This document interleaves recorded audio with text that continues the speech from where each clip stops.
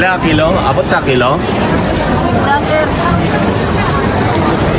Tunan mo daw isa. Oo, asan sir? Bangus tayo ngayon. Yung isa, 1 kilo to.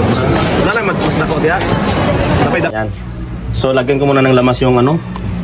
Mayroong isang ulo ng ano, ulo ng tuna kasi yung kanyang katawan, kikilawin natin yan.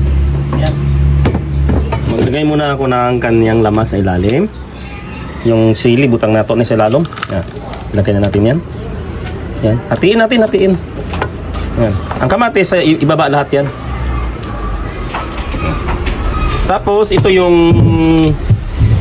kamyas na ginawa kong ano, fermented. Yan. Ang isabaw natin yung sabaw ng kamyas din.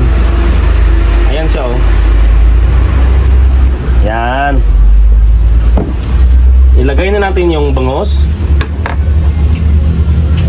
Higit 2 kilo yung bangos binili ko. Yan. Matataba. Tsaka yung bangos dito kahit na hindi siya galing sa punong o tabang, walang namang amoy.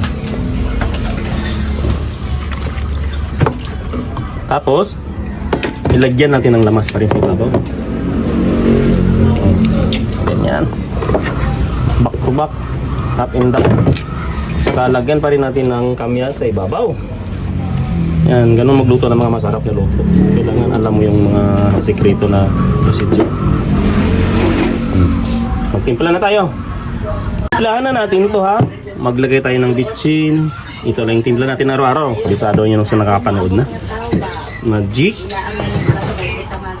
Daming paminta. Yun. Saka asin. Walang ilisan o gulay. Tapos maglagay tayo ng anting-anting. Ayun, suka natin dito. Suka ng niyog yan. Napakasarap yan. Ang damihan natin. Yan. Saka lagyan natin ng sabaw ng, hindi tubig ilagay natin na, sabaw ng fermented na kamyas. Ayan o. Damihan natin yung sabaw para maluto talaga yung bangus. Yan. Ganun lang.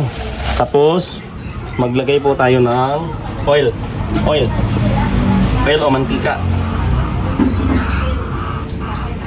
Yan. So ang kasunod na ato na ibutan sa kalayo sa burner. Alang na natin ha. Takpan ko lang to hanggang sa maluto. Kailangan medyo tuyo-tuyo yung sabaw niya mamaya. Yung ating kikilawin na tuna, lagyan muna natin ng suka para maluto siya. Babad natin ng mga 5 minutes. Yan. Tapos pigya-pigyan ng konti. Tapos ng babad. Kunting luya lang lagyan natin kasi sabids kasi pag marami.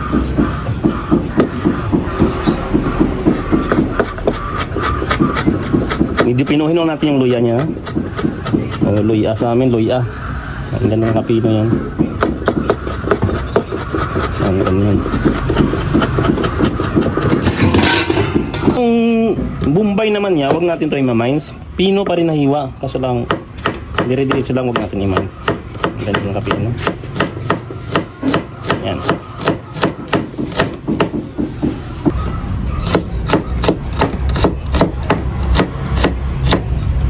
Ganyan lang kapino. Dito naman tayo sa pipino. Yung pipino natin, huwag natin balatan yan kasi masustansya yung balat yan eh. Lalo na bata pa yung pipino natin ha. Yung iba nakikita ko binabalatan. Ako dati binabalatan ko rin yan pero no. Ganun lang paghiwa. Yan, ganun lang paghiwa.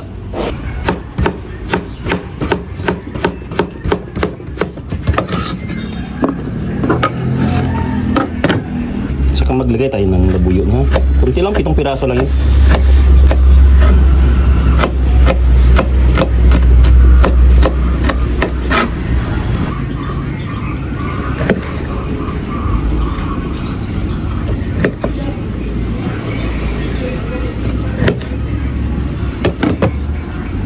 Itong lato na to, i-toppings natin yung mamaya dito sa kinilaw.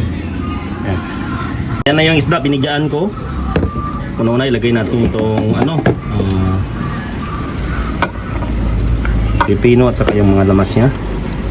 Yan. Tapos ang kanyang buyo. Tapos, tigyan ko ng kalamansi. Yan. Sabayin natin yun, pero hugasan nyo muna yung kalamansi bago ilagay.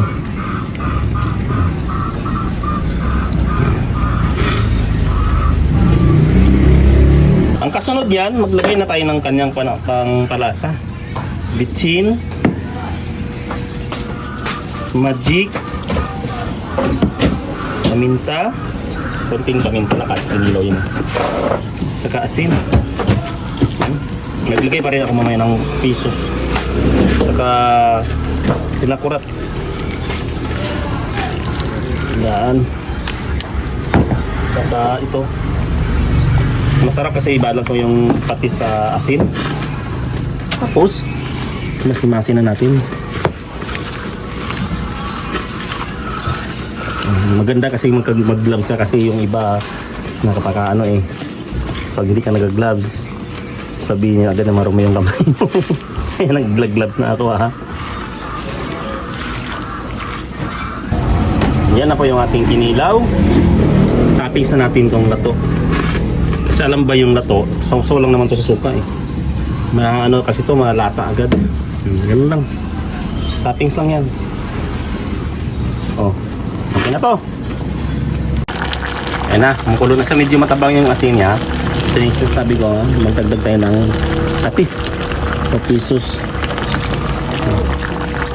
Saka takpan natin, antay natin medyo matuyo yung sabaw.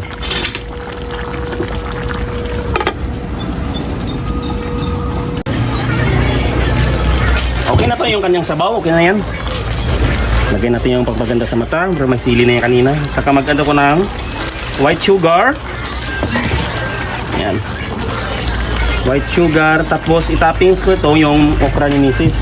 Kunti lang. Yan. Ito na yung aming menu ngayon, yung binili ko kaninang umaga doon sa Mandaue Market. Mura yung kilo ng bangos, tag 220 lang kasi yung lapu-lapu mahal yun, 450. O, takpan na natin. Tapos papatayin ko na, luto na kasi yan. Ayan na yun, luto na yung okra natin ha. Tikman ko lang kung gaano kasarap yung paksiw na bangus na with kamyas. Bulldog rin na! Wow! Ang lupit. Ang sarap. Try nyo ganitong procedure sa pagluto. Okay na to.